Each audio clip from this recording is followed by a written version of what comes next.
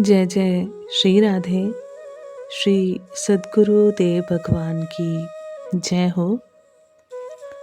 श्री हितजू महाराज ने अपने परम अलौकिक चरित्रों को भी इस प्रकार से प्रस्तुत किया कि वे सब चरित्र लोकवत ही दिखलाई दे। केवल मर्मी जन ही उनका अंतर रहस्य समझ सके, अन्य अज्ञानी जन नहीं। परमहंस शिरोमणि श्री नरसिंहाश्रम स्वामी जी द्वारा समस्त देववन वासियों को ये ज्ञात हो चुका था कि श्री व्यास मिश्र जी के यहाँ पुत्र रूप में हित स्वरूपा श्री वंशीजू का अवतार हुआ है।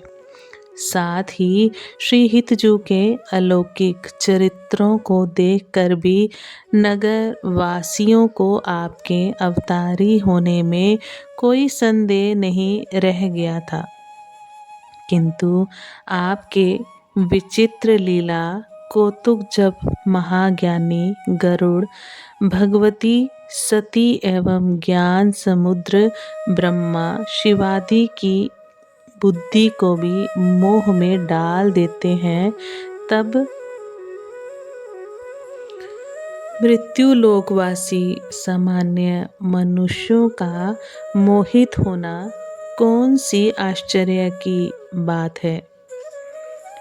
देववन में श्री नरसिंहाश्रम जी के कृपा पात्र एक बड़े सरल हृदय ज्ञानू नामक भक्त रहते थे। वे बड़े ही मर्मी, रहस्य के ज्ञाता और सिद्ध दृढ़ धर्मी थे तथा श्रीहित चरणों में उनका बड़ा प्रेम था। श्री नरसिंहाश्रम स्वामी जी के द्वारा वे ये जान चुके थे कि श्री व्यास नंदन के रूप में एकांतिक निकुंज रस को प्रकाशित करने के लिए श्री श्याम सुंदर की वंशीजू किंवा श्री राधा सहचरी हित सखीजू ही पुत्र रूप से अवतरित हुई हैं। किंतु श्री हितजू महाराज की साधारण बालकों के साथ मानवीय बाल क्रीड़ाओं के नित्य दर्शन से भक्त ज्ञानू जी का भोला हृदय भी लीला विमुग्ध हो गया और उनके चित्त में बाल स्वरूप श्री हरिवंश चंद्रजू की परीक्षा लेने की चाह दिन प्रतिदिन बलवती होने लगी। अतएव एक दिन श्री ज्ञानू जी बालक वृंदों के साथ क्रीड़ा परायण श्री हितजू के समीप उनकी परीक्षा लेने के उद्देश्य से पहुँचे। वे देखना चाहते थे कि इन्हें अपने पूर्व स्वरूप का स्मरण है भी या नहीं। यद्यपि भक्तों के हृदय में कोई संशय या प्रश्न नहीं होता, किंतु प्रभु को जब कोई मंगल विधान करना होता है, तब प्रभु की प्रेरणा से ही उनके हृदय में प्रश्न का उदय होता है। इस समय श्री ज्ञानू जी के भजन का परिपक्व फल प्रकाशित होने वाला है। इसलिए श्री प्रियालाल ने उनको इस प्रकार से प्रेरित किया। वे शैशवकाल से ही श्री हितजू की एक एक चेष्टाएं देखते रहते थे। जब बाल्यकाल में ही श्री हिताचार्य ने अनेकों चमत्कार पूर्ण रसमयी लीलाएं की और उनकी महिमा सर्वत्र फैलने लगी, तब जगह जगह भक्त मंडली में चर्चा होने लगी कि अभी श्री व्यास मिश्र का लाला 5 वर्ष की अल्प अवस्था का ही है, परंतु श्री प्रिया प्रियतम उसकी प्रत्येक भावपूर्ण सेवा को साक्षात स्वीकार करते हैं तथा उसकी श्री राधा मोहन जी के श्री चरणों में भी कैसी अद्भुत अनन्य निष्ठा है। ये सब सुनकर ज्ञानू जी का भाव श्री हितजू के प्रति और दृढ़ हो गया। वे विचार करने लगे कि ये बालक कोई साधारण नहीं है।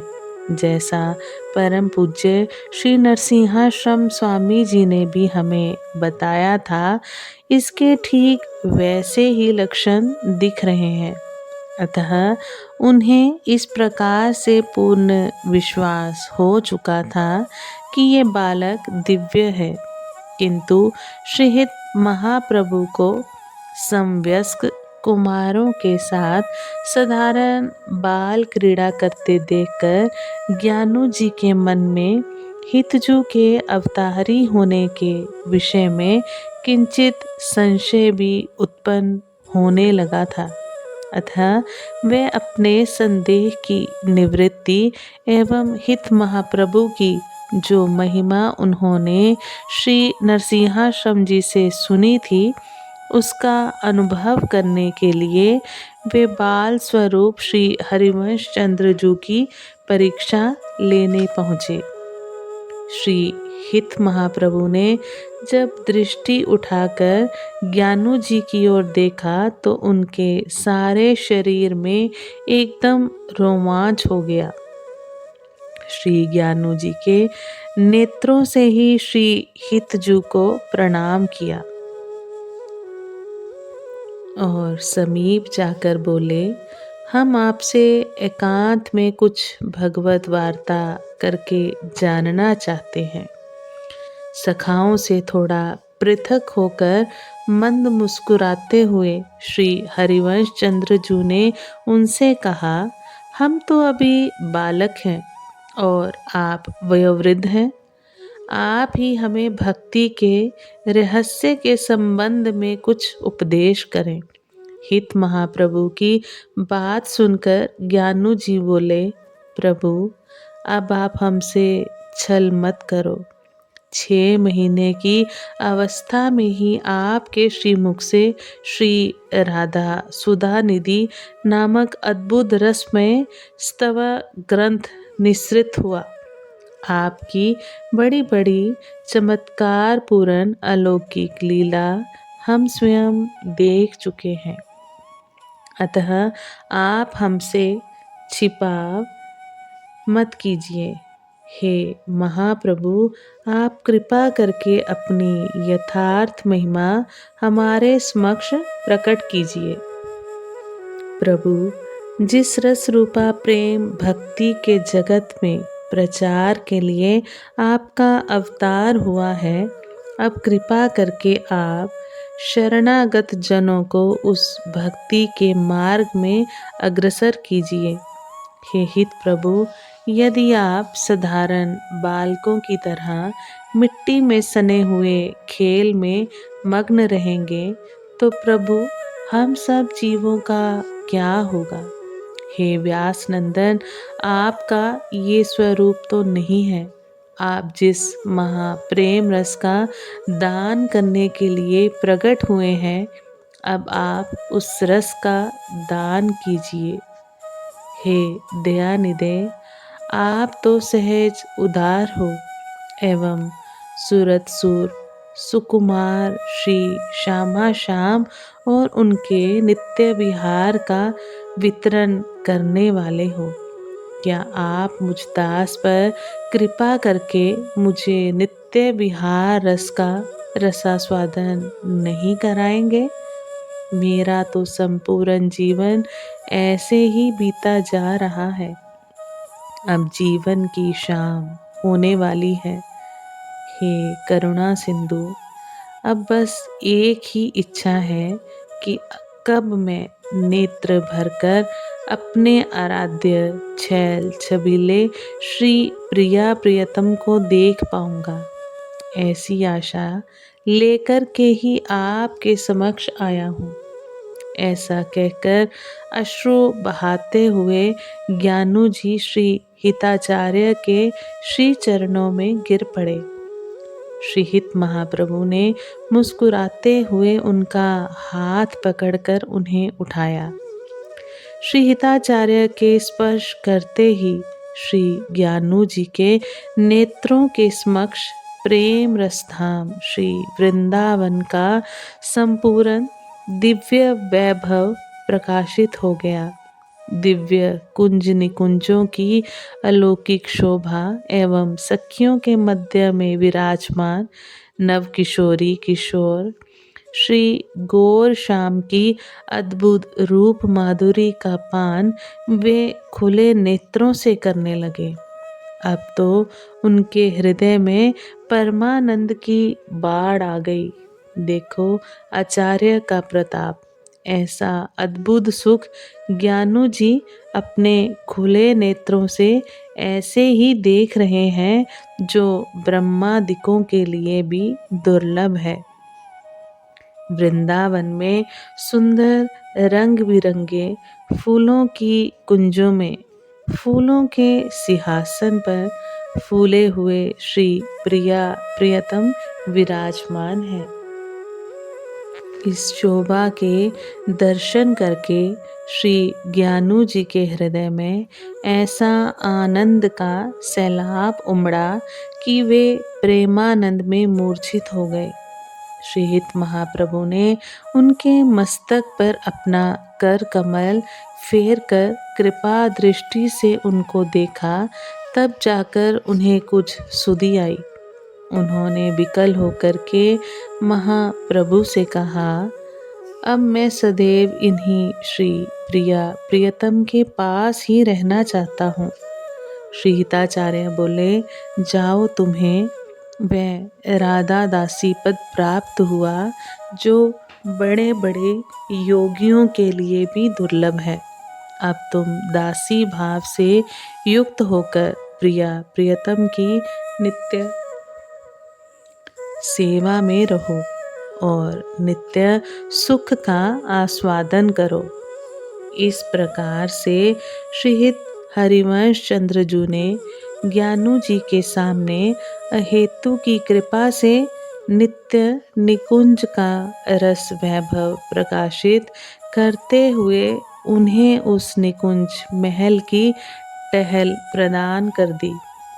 उसी समय ज्ञानू जी ने देह त्याग कर नित्य लीला में सखी स्वरूप में सम्मिलित हो गए, किंतु इस गूढ़ रहस्य का भेद उस समय और कोई भी नहीं समझ सका। श्री हितजू जिस समय यहाँ ज्ञानू जी को निकुंज लीला का दर्शन करा रहे थे, उसी समय वे वहाँ पर एक रूप में अपने बाल सखाओं के साथ क्रीड़ा भी कर रहे थे। एक ही काल में दोनों लीलाओं के होने के कारण इस रहस्य को और कोई नहीं जान सका। प्रणत जनों के मनोरथ रूपी सरोवरों को पूरित करने वाले श्री हित महाप्रभु के हृदय में जब करुणा रूपी बादल घुमड़ उठे और उन्होंने ज्ञानू भक्त को संपूर्ण भक्ति पथों के लिए भी गूढ़ रसपथ का दिग्दर्शन करा दिया, तो ज्ञानू भक्त उस रस के परम आनंद से सराबोर हो गए। भक्त ज्ञानू एवं नाहरमल जी की भक्ति विषयक विलक्षण रीति ये थी कि श्रीहित हरिवंश चंद्रजू के चरण कमलों में उनकी हार्दिक प्रीति प्रतिदिन बढ़ती ही रही, कभी कम नहीं हुई। देखो आचार्य का प्रताप, ये सामर्थ्य आचार्य में ही होती है, क्योंकि वह प्रकट ही हुए हैं जगत जीवों को महाप्रेम रस का अनुभव कराने के लिए। श्री हिताचार्य ने ज्ञानू जी को अपनी बाल क्रीड़ा में ही श्री श्यामा श्याम की कुंज केली के प्रत्यक्ष दर्शन व उसमें सहचरी स्वरूप से प्रवेश करा दिया। जहाँ बड़े बड़े मुनियों का मन भी प्रवेश नहीं हो पाता, वहाँ अधम से अधम जीव भी आचार्य शरणागत होकर आचार्य के प्रताप बल से पहुँच सकता है। श्री हिताचार्य चरण के स्पर्श करते ही दृश्य बदल गया और जो निकुंज की रश्मि शोभा ब्रह्मा, शिव, नारद, शुक, सनकादिक के भी ध्यान में आने वाला नहीं, वह खुले नेत्रों से ज्ञानू जी देख रहे हैं। ये है आचार्य चरण का प्रताप। इसलिए रसिक जनों ने लिखा है, श्री हरिवंश शरण जे आए, श्री वृषभानु कुंवरी नंदनंदन, निजुकर अपनी चिट्ठी चढ़ाए, दिए मुकराए कछु नहीं कोय, किए मनोरथ मन के भाए। श्री व्यास सुवन चरणन रज परसत, नागरिदास से रंक जिवाए। जिन भाग्यशालियों ने श्री हरिवंश चंद्र जी की शरण ग्रहण की, उनका नाम श्री श्यामा श्याम ने अपने प्रेमियों की सूची में स्वयं अपने कर कमलों से लिख लिया और उन्हें अपने सहज सखी स्वरूप का अनुभव करा दिया। ऐसे हित शरणागत जनों में श्री प्रिया प्रियतम ने कुछ छिपाया ही नहीं, गोपनीय नहीं रखा तथा उनके मनवांछित मनोरथ पूर्ण कर दिए। श्री नागरी दास जी कहते हैं, श्री व्यास नंदन की चरण रज के स्पर्श से ही मेरे सामने रंक दीन दुखी भी जी उठे हैं पुनः। आज हम वाणी को यही विश्राम देते हैं। गुरु कृपा से इस प्रसंग को आगे भी हम बढ़ाने का, चर्चा करने का प्रयास करेंगे। आप सभी वैष्णवजन को श्री हरिवंशी श्री सद्गुरुदेव भगवान की जय हो। जय जय श्री हित हरिवंश।